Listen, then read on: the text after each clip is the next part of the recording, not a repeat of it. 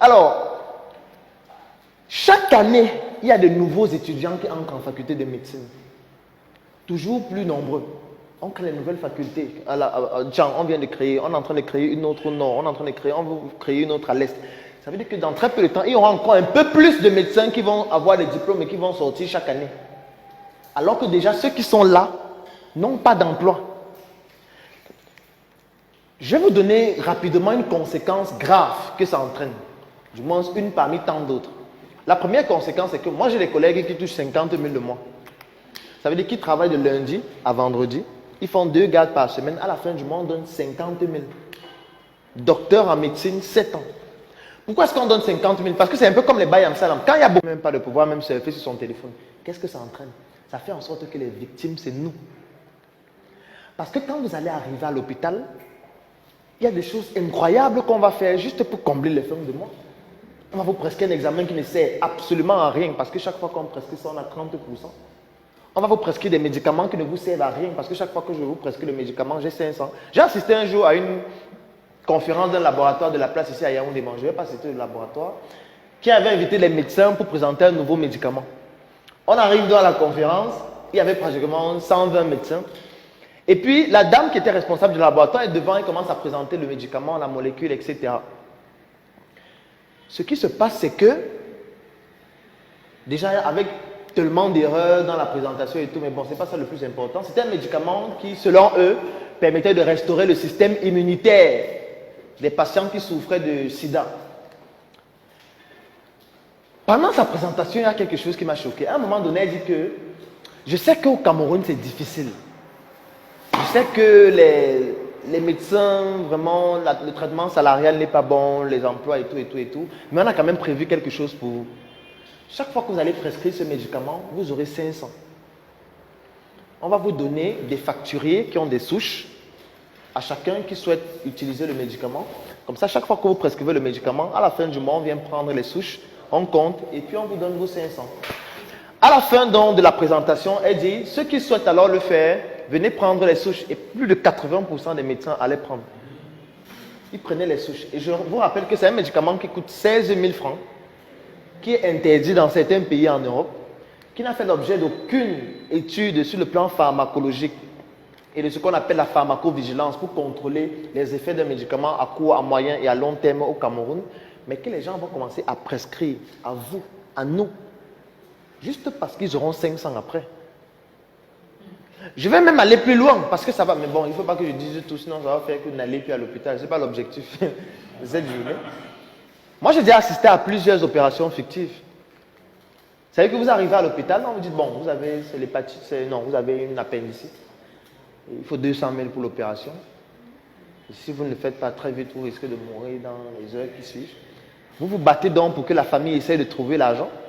Vous prenez l'argent, vous donnez, on vous amène au bloc, on fait une incision, après on referme et puis on vous renvoie en salle. Moi, j'ai déjà assisté à ça plusieurs fois.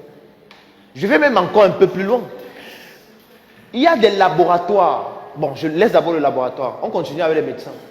Il y a des collègues médecins qui sont généralistes et chacun d'eux a au moins 6 cachets. Il y a le cachet où il est neurologue, il y a le cachet où il est gynécologue, il y a le cachet où il est pédiatre, il y a le cachet où il est ophtalmologue, en fonction du patient qui vient. Et du coup, il consulte à 10 000. Dès que la consultation finit, il vous donne un diagnostic très compliqué. Vous avez le syndrome de Munchausen. Le stress commence. Mais le syndrome de Munchausen, c'est quoi? Il dit que pour confirmer le diagnostic, il faudrait qu'on fasse un examen, mais on ne fait pas l'examen ici. Le seul endroit où on fait cet examen, c'est à Yaoundé, au centre Pasteur. Mais pour ne pas vous compliquer la tâche, on a un service d'acheminement des échantillons. Donc on va vous prélever, on va faire analyser là-bas, et puis vous aurez les résultats sous une semaine. Vous êtes dans la détresse. On vient de vous donner un diagnostic, vous n'avez jamais entendu le nom là quelque part. Vous demandez, doc, l'examen c'est combien? On vous dit c'est 50 000. Quand vous payez 50 000, ils ont une infirmière qui vous prélève. Et dès qu'on vous prélève, ils ont les faux imprimés du centre Pasteur, les faux cachets, les faux reçus. On vous fait un faux résultat et on vous donne une semaine après. Je vais encore plus loin. Il y a certains laboratoires au Cameroun que je ne vais pas citer, bien évidemment, où quand vous arrivez pour faire un examen, vous venez, vous dites, je vais peut-être faire la goutte épaisse ou je ne sais pas, le test de je ne sais pas trop quoi. On vous prélève. Dès que vous partez, on ne fait pas l'examen, on écrit le résultat. Il y a plusieurs laboratoires qui le font. Je vais même encore plus loin. Il y a des laboratoires où vous venez, vous deux, peut-être faire le test d'hépatite B. On te prélève, on le prélève. Dès que vous partez, on mélange vos sangs, on utilise le même réactif. C'est-à-dire que la personne qui fait ça ne comprend rien à l'immunologie. Et quand c'est négatif, il vous met vous deux négatifs, juste pour économiser les réactifs. Donc je continue pas, mais c'est la conséquence de cette situation-là. C'est ça que ça entraîne. Lorsqu'un gars a sa réunion le dimanche, le samedi, il monte à la gare. Que non, il faut que je trouve l'argent de ma réunion. Quand vous arrivez, il dit non, vraiment, il faut opérer. On a mené une étude qui montre que plus de 45% des césariennes qu'on fait aux femmes qui sont enceintes ne servent à rien. Moi, je parle de... Parce que quand on parle, vous avez l'impression que c'est dans l'espace et que ça ne vous concerne pas. Vous arrivez à l'hôpital, vous êtes enceinte, vous pouvez accoucher par voie basse, mais on essaye de trouver des raisons pour que vous passiez à la césarienne. Parce que ça fait en sorte que le médecin a des codes pas à chaque fois qu'on vous opère et que l'hôpital fasse plus d'entrées.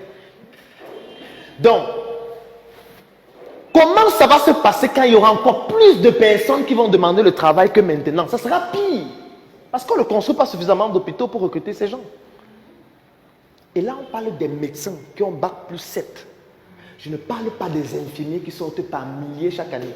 Les sages-femmes qui sortent par milliers. Des aides-soignants qui sortent par milliers. Des analystes biomédicaux qui sortent par milliers. Je ne parle pas des pharmaciens. Je ne parle pas d'eux. On a encore sur les médecins qui ne sont pas nombreux. Et voilà déjà ce qui se passe. Ça sera pire dans 5 ans, pire dans 10 ans, pire dans 20 ans, si rien n'est fait. Et ce n'est pas qu'ils n'ont pas la compétence, c'est qu'ils ont fait une école où ils ont la compétence pour faire un travail spécifique. Et c'est déjà comme ça chez eux. Donc, quand on parle d'entreprendre, les gens ont l'impression que c'est juste une mode, c'est juste une manière de vouloir dire qu'on perd le temps, parce que voilà, on n'a pas pu le travail, on n'a pas trouvé le travail. Du coup, comme on est un cancre, on dit qu'on entreprend. La fonction publique au Cameroun, la capacité maximale de recrutement, c'est 300 000 personnes. La fonction publique ne peut pas recruter plus de 300 000 personnes. Vous pensez que les autres millions de personnes, ils vont travailler dans où? Tout le monde ne peut pas travailler à la fonction publique. Soit c'est le privé, soit vous allez vous-même trouver quoi faire. Et c'est pour ça que les gens font dans l'informel, en plus de 80%. Donc, on connaît déjà le chemin qui attend. Les 2000 étudiants qui sont en première année de droit à soi, on connaît le